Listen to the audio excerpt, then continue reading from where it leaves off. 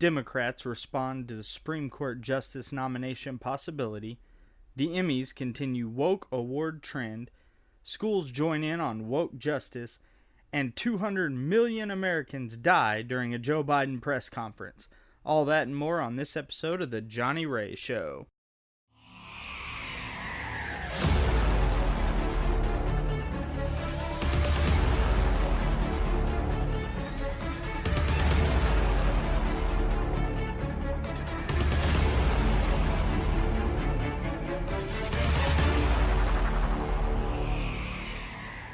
Welcome and thank you for joining us on the 20th episode of The Johnny Ray Show.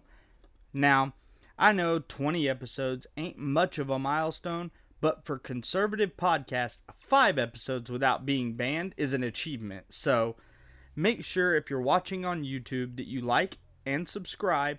Make sure to hit the little bell, because without that little bell, you won't be notified of new episodes Monday, Wednesday, and Fridays. And in the near future, I'll be doing some special stuff specifically for YouTube subscribers, so you won't want to miss that.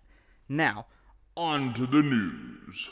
With the passing of Ruth Bader Ginsburg Friday, we talked about the vacancy in the Supreme Court.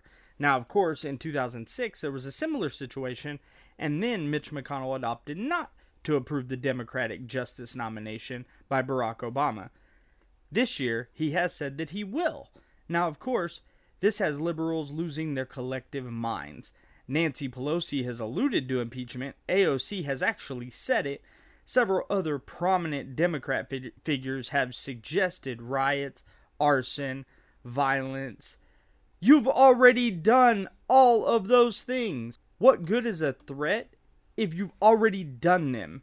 You kind of lose the element of a scare tactic there, dum-dums.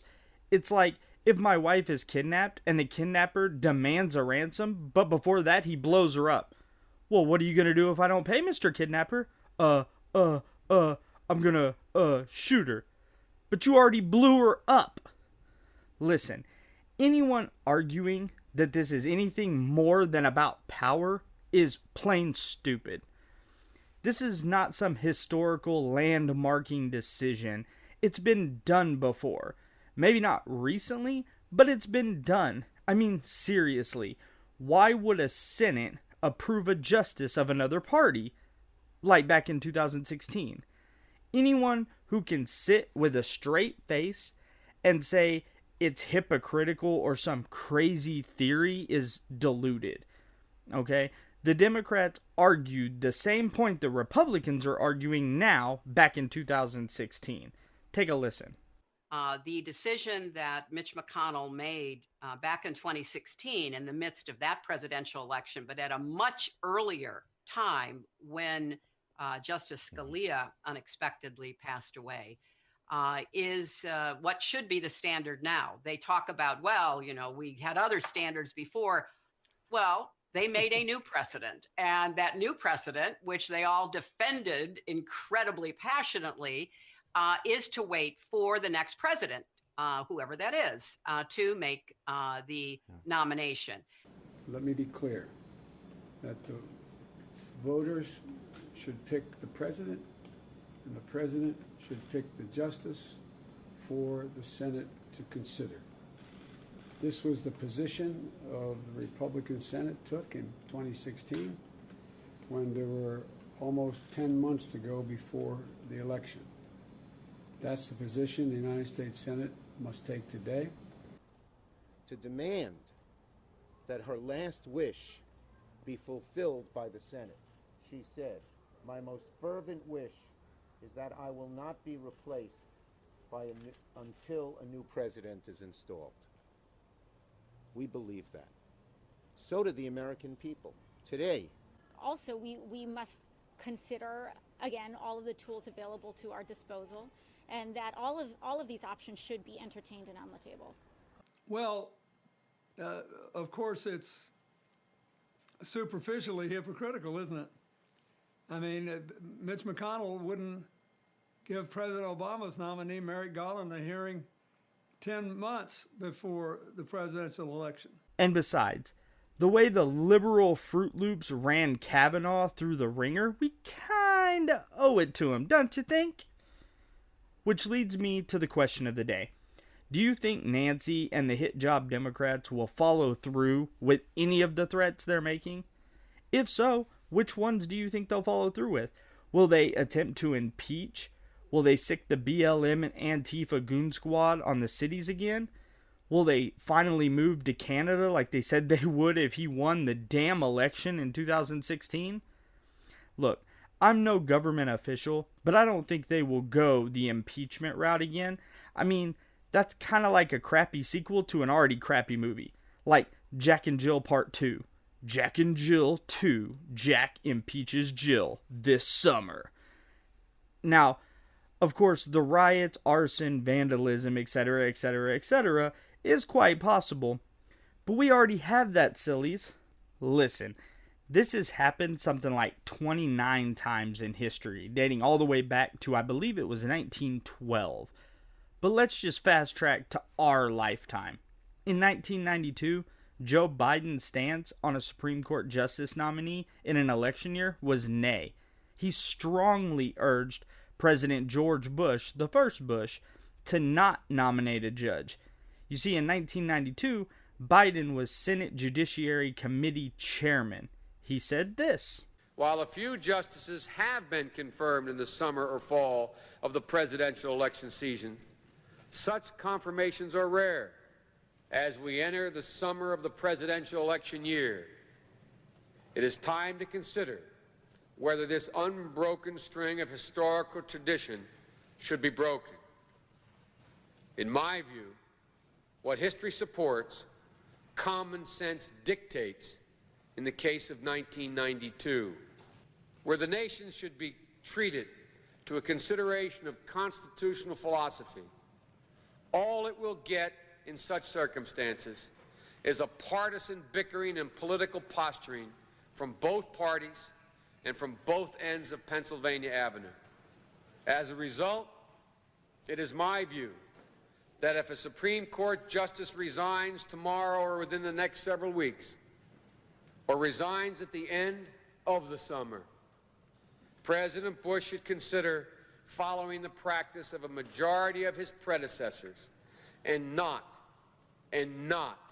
name a nominee until after the November election is completed." So, he was strongly against a nomination during an election year, no matter the time frame, right? Well, it turns out in 2016, when Justice Scalia died, Mitch McConnell was the chairman, and he was against Obama nominating Justice Merrick Garland. He said he would not vote. The decision the Senate announced weeks ago remains about a principle and not a person. About a principle and not a person. The Senate will appropriately revisit the matter when it considers the qualifications of the nominee the next president nominates, whoever that might be. Now, of course, Barack Obama responded to McConnell by saying it was the duty of the president to nominate a justice to fill a vacancy no matter the year, whether it be election year or not. A slew of Democrats argued this point in 2016. Take a listen to these. The Constitution is pretty clear about what is supposed to happen now. When there is a vacancy on the Supreme Court, the President of the United States is to nominate someone. The Senate is to consider that nomination, and either they disapprove of that nominee or that nominee is elevated to the Supreme Court. This is a critical moment. If the Republicans in the Senate act as though they have no responsibility to work with the president to fill that vacant position because they want to wait to see how the election comes out, the people of this country should send a very clear message. That is not the way our Constitution works.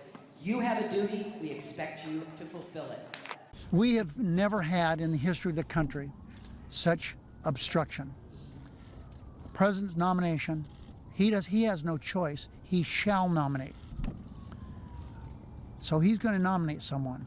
But we've already been told there will be no hearings. There will be no vote, and then to make it even unbelievable, they won't even meet with this nominee. So we want them to do their jobs.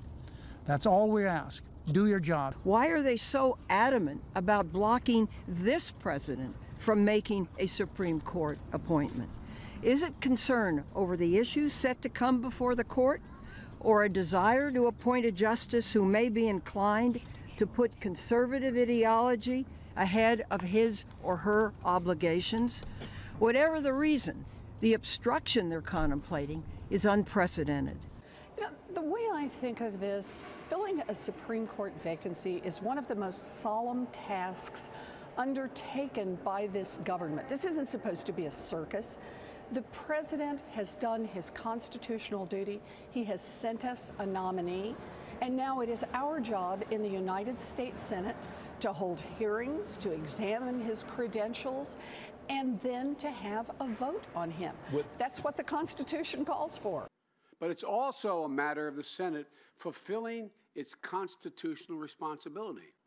Now, back in 1992, in the aftermath of a bruising and polarizing confirmation process involving Clarence Thomas, who had been nominated by President Bush with no consultation just 4 days after the great Thurgood Marshall had retired, I took to the Senate floor to speak about the Supreme Court nominating process. Senate Majority Leader, and he's my friend, Mitch McConnell, and other Republicans today have been quoting selectively from the remarks that I made in an attempt to justify refusing Chief Judge Garland a fair hearing and a vote on the floor of the Senate.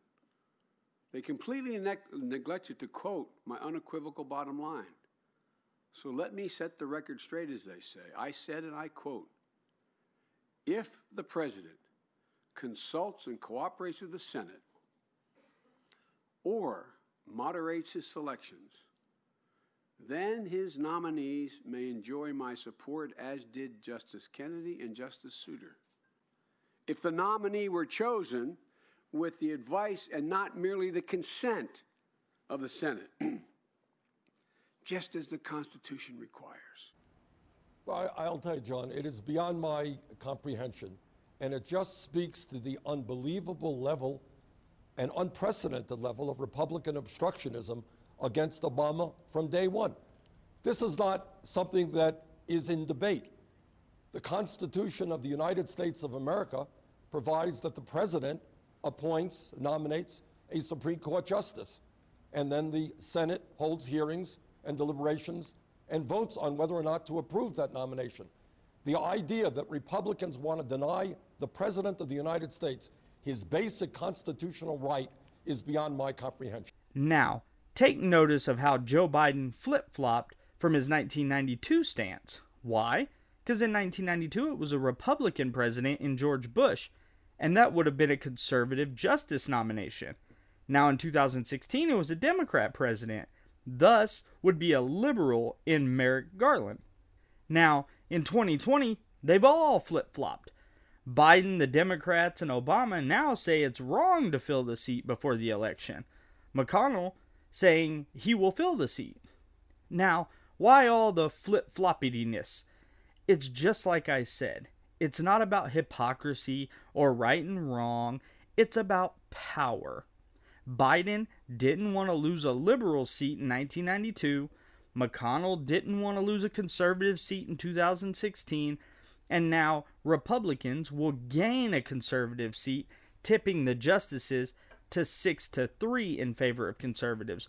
Although it's actually still like 5-4, because Justice John Roberts is almost as liberal of a conservative as you can get.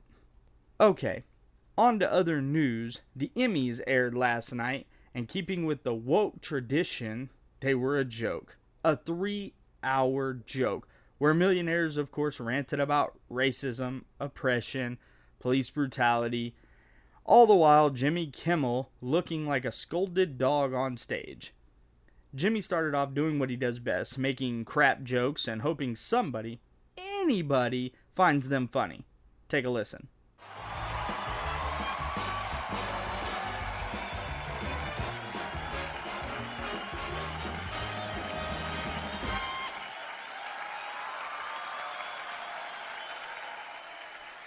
Well, hello and welcome to the Pandemies.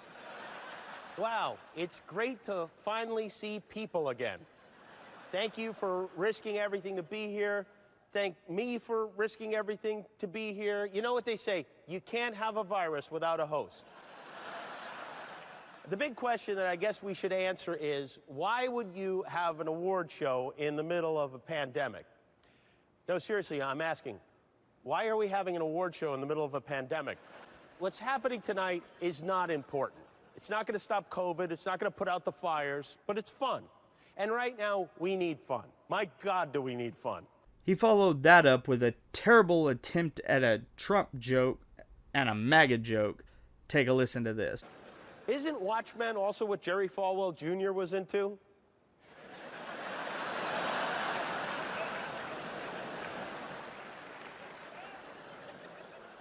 Hey, was that me?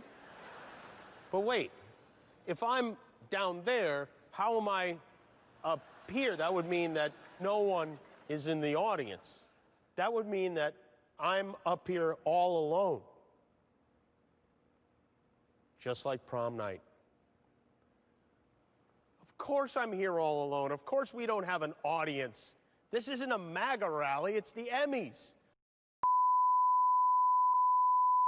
Mark Ruffalo, when accepting his award for lead actor in a limited series or movie for his portrayal of twin brothers in the HBO's I Know This Much Is True, gave a barn-burning speech during the virtual ceremony. And we do that with love, and we do that with compassion, and we do that by fighting for them. And that's what we have to do today. We have to come together with love for each other. And if you have privilege, you have to fight for those who are less fortunate and more vulnerable. And that's what's great about America, our diversity. Yes, yes, yes, yes. The privilege of a millionaire to talk about privilege while flying $100,000 jets and getting paid millions to do what most would do for free and are broke as hell. But yes, Mark, privilege. Regina King won a lead actress in a limited series or movie for Watchmen, wore a t-shirt honoring Breonna Taylor, memorializing her with the words, "Say her name." She also said, "Gotta vote. I would be remiss not to mention that. Vote up the ballot, please.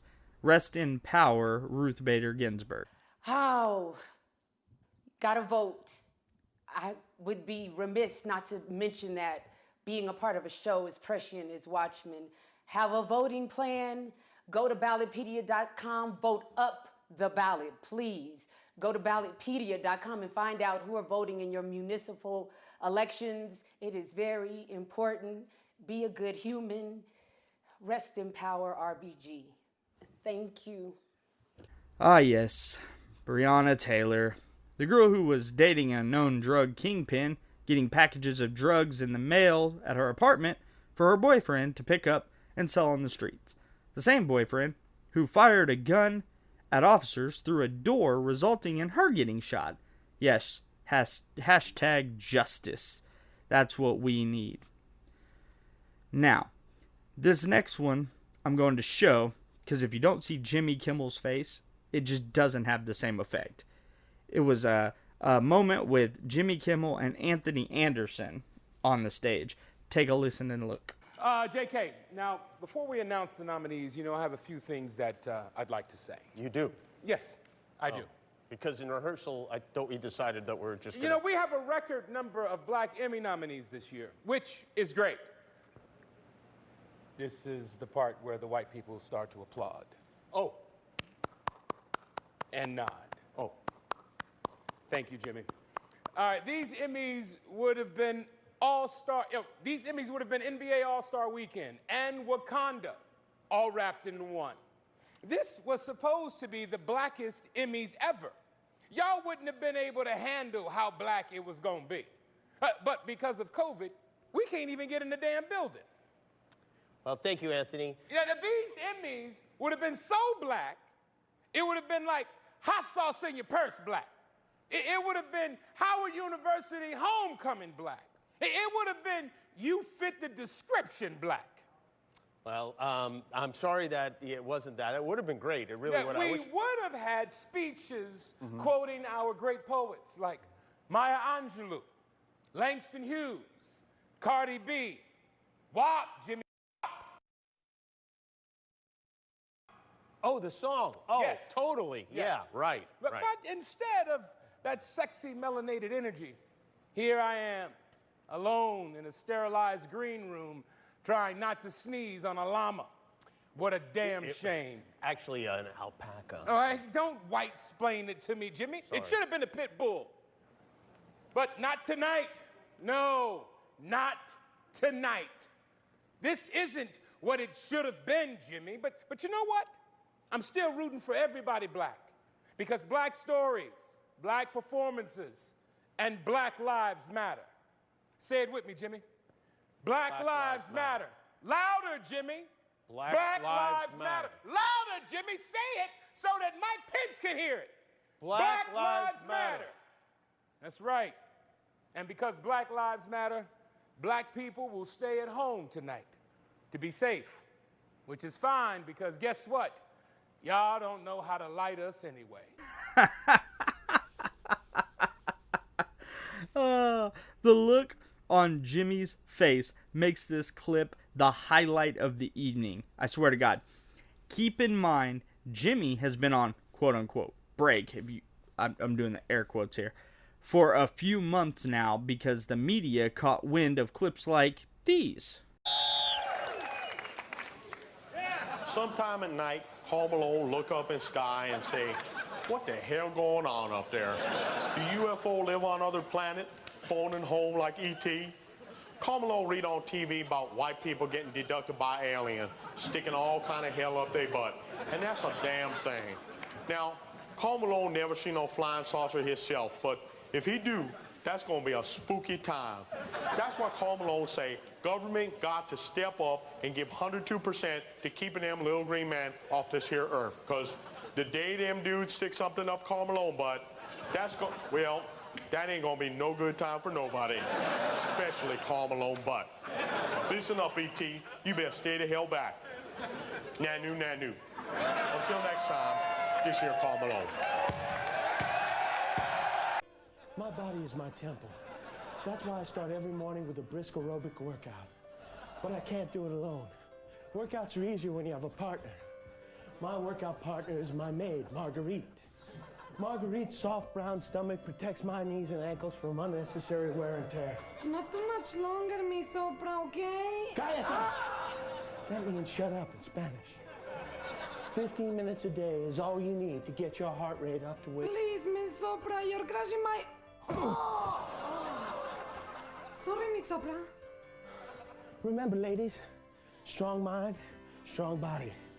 I'm Oprah Gym Freak. Now, the evening was capped off with, I assume a television show. I don't know. I don't watch much TV with the woke generation, but it was called Succession.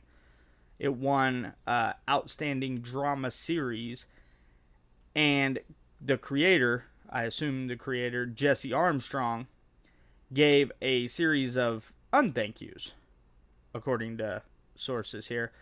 He said, unthank you to the virus for keeping us all apart this year. Unthank you to Donald Trump for his crummy and uncoordinated response. Unthank you to Boris Johnson and his government for doing the same in my country. Unthank you to all the nationalist and quasi-nationalist governments. You are exactly the opposite of what we need right now. And unthank you to the media moguls who do so much to keep them in power. Awe-inspiring. I think I've changed my stance. I think I'm still thankful for Donald Trump, and I still think the Emmys are the stupidest thing on television, regardless of whether there's COVID or not. So, there's the Emmy recap. I doubt many people lost sleep over it being virtual and taped instead of live, though. So, this leads me to the second question of the day. Who's still watching the Emmys in 2020? I mean, I'm serious. That is the question. I need you to comment down below or comment on Facebook or tweet me as to whether or not anyone is still watching the 2020 Emmys. I mean, is anybody still paying attention to any award show, really, in this day and age? I do know that it's been said that sources are saying that this was the lowest rated Emmys in history. I don't know. I haven't looked into that. But I think if that's the case, that might answer my question. But I still want to hear from you.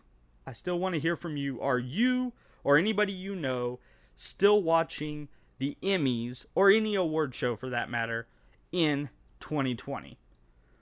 Now, in more serious news, not that all news isn't serious, but well, it's not. And we all know that, right? I mean, CNN, MSNBC, anyone taking them serious these days? I don't think so. But in seriousness, a Texas school is under scrutiny after a teacher included Kyle Rittenhouse into an assignment. Now, you all know Kyle Rittenhouse is the 17-year-old young man who is being indicted for murder on 2 counts for shooting, I say alleged, because I have to say that until he's convicted or not convicted, the alleged shooting and killing of 3 riders where 2 were killed in Kenosha, Wisconsin.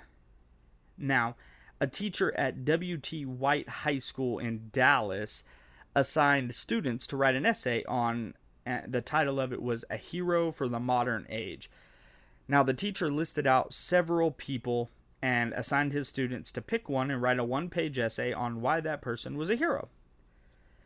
The list included Malcolm X, Cesar Chavez, which is the co-founder of the United Farm Workers Labor Union, who died some years back, and George Floyd were among the people listed.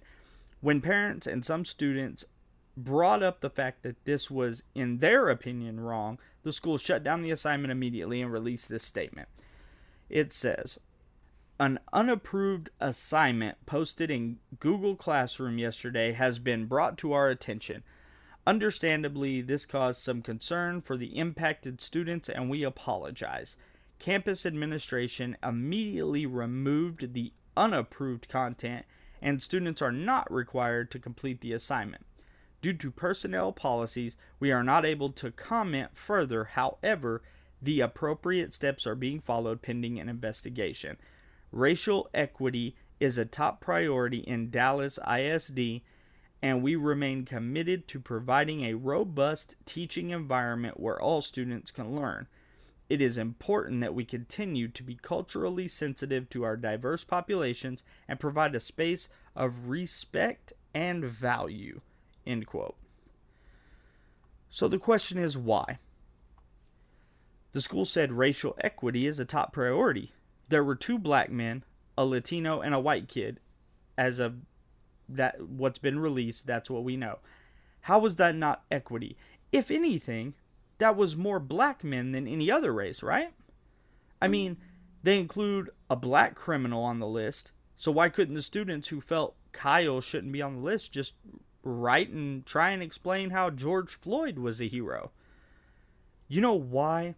Because nobody can explain how he's a hero. Because writing about a man who robbed a woman and beat her with a gun in front of her young child, went to prison, got out, moved to a state 1,500 miles away, got high enough on fentanyl to tranquilize an elephant, attempted to purchase goods with a counterfeit $20 bill, then resisted police and died as a result of the lethal dose of drugs mixed with a pre-existing heart condition. That just isn't easy. It isn't as easy as it seems, I suppose. Listen, this is ridiculous. To say that that man has enough credibility to be wrote about in an essay as quote-unquote heroic, but the kid who defended himself against a mob of angry rioters isn't, is silly. Should Kyle Rittenhouse be hailed as a hero? I mean, no more than George Floyd, Rayshard Brooks, Breonna Taylor, Michael Brown, Eric Garner, Freddie Gray, or Trayvon Martin. Yet, here we are. Alright. Finally, Joe Biden killed 200 million Americans during his speech Sunday. Take a listen to this. Most cruelly of all, if Donald Trump has his way, the complications from COVID-19, which are well beyond what they should be. It's estimated that 200 million people have died, probably by the time I finish this talk. 200 million! That's 2/3 of the United States population, Joey. Now listen, was this him lying or just being old and slow? I'm going with the second one, but it's not the first time. I mean, back in June at a campaign stop in Pennsylvania, he claimed 120 million people had died as a result of COVID-19. This just further pushes the idea that Joe Biden is a walking, talking corpse puppet. It's a weekend at Uncle Joe's for the Democrat Party. This man gaffes. They're so far-fetched right now, it's quickly moving from humorous to just plain sad. Okay? He cannot go out on stage without messing something up. I don't understand how the Democrat Party is allowing him to be drug around and expecting people. I mean, I kind of get they're expecting that people are voting for him because there are actually people out there that play into the Democratic Party's hands so much that they actually believe that Joe Biden is succeeding in the presidential race against Donald Trump. He has so many gaffes, it is not even funny. Here's just some of the best, his greatest hits, if you will. Take a listen. One man stands ready to deliver change we desperately need. A man I'm proud to call my friend. A man who will be the next president of the United States, Barack America. Ladies and gentlemen, the President of the United States of America, Barack Obama.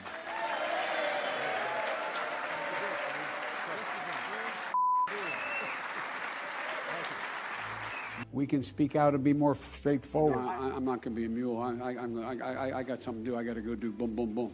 Hillary Clinton is as qualified or more qualified than I am to be Vice President of the United States of America.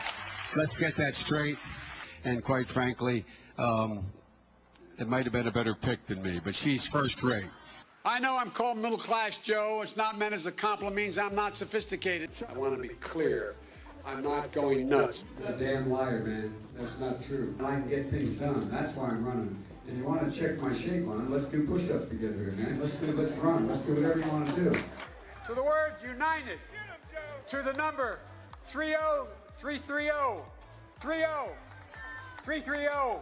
Or 303330. Or BOO. Wait. But you got it. That saves billions of gallons of gasoline. I mean, billions of $2.3 billion worth of, $500 billion in savings and 2-point-something billion metric tons of CO2 going in the air. Well, folks, eliminate one tax loophole out of $1.6 trillion worth, $1.4 trillion worth. Out of $1.4 billion. It's hard to even say it, it's so much. And by the way, it's cost a lot of money. It cost about $740 billion over 10 years. Now is the time to heed the timeless advice from Teddy Roosevelt. Speak softly and carry a big stick. End of quote. I promise you, the president has a big stick. I promise you. Joe, you want to administer the oath? Am I doing this again? My memory is not as good as Justice Roberts, Chief Justice Roberts. I was a Democratic caucus. You ever been to a caucus? No, you haven't. You're a lying dog-faced pony soldier. You said you were, but now you got to be honest. I'm going to be honest with you. We have this notion that somehow if you're poor, you cannot do it. Poor kids are just as bright and just as talented as white kids. Wealthy kids, black kids. In Delaware, the largest growth in population is Indian Americans moving from India. You cannot go to a 7-Eleven or a Dunkin' Donuts unless you have a slight Indian accent. I'm not joking. Chuck Graham, state senator's here. Chuck, stand up, Chuck. Let him see you. Oh, God love you. What am I talking about? I tell you what, you're making everybody else stand up, though, pal. Thank you very, very much. His mom lived in Long Island for 10 years or so. God rest her soul. And although your mom's still alive as your dad passed. God bless her soul. I agree that everybody, once they, in fact, anyway, my time's up. We hold these truths to be self-evident. All men and women created by you know the thing. Among many qualified people, I'm the best qualified person for this job. COVID has taken this year, just since the outbreak, it's taken more than 100 years. Look, here's the lives. When you think about it. You know, the rapidly rising I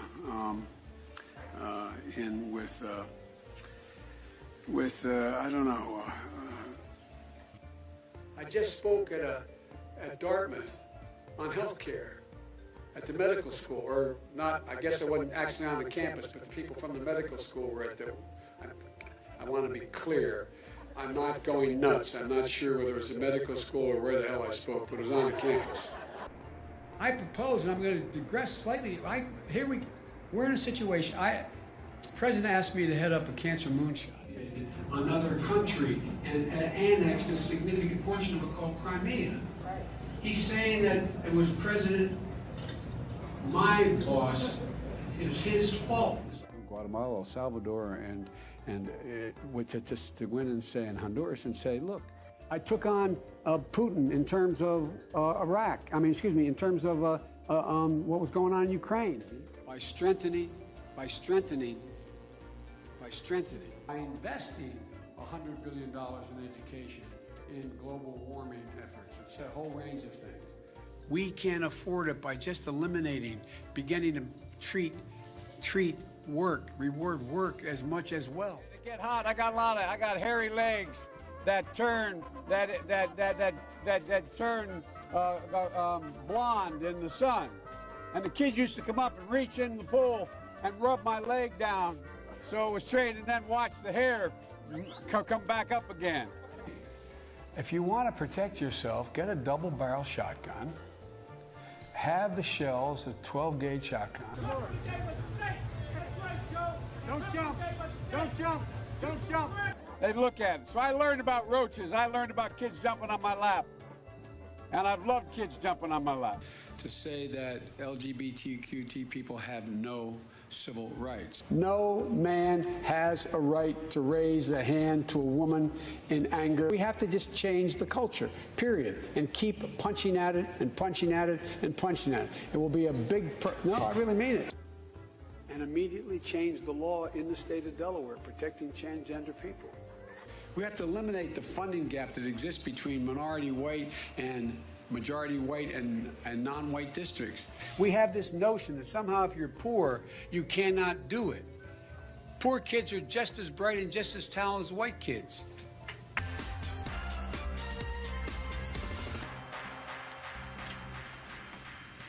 Man,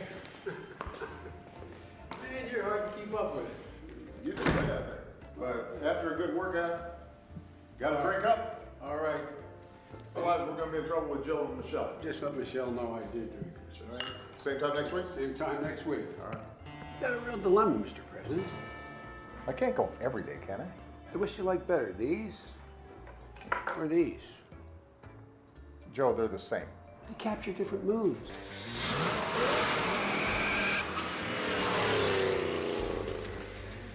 I didn't get a chance to flash shift in the second. I was afraid I'd go through those guys.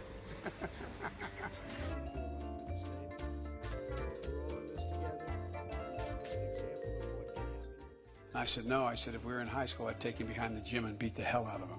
Corruption? Trump was out there tweeting again this morning. I call him President Tweety.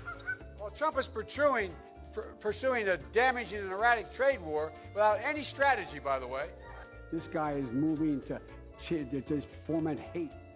For President Trump and the demagogues around the world, but if Donald Trump is reelected, he doesn't want to shed light.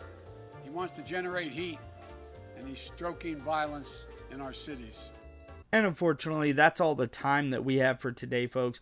Thank you from the bottom of my heart for joining us here on this 20th episode, the groundbreaking 20th episode of The Johnny Ray Show. Don't forget to like, share, comment, and subscribe. Catch up with us on Spotify, Apple Podcast, SoundCloud, anywhere audio podcasts are available. Be sure to subscribe on YouTube so that you get notifications of all the episodes when they air. Until Wednesday, good night and God bless.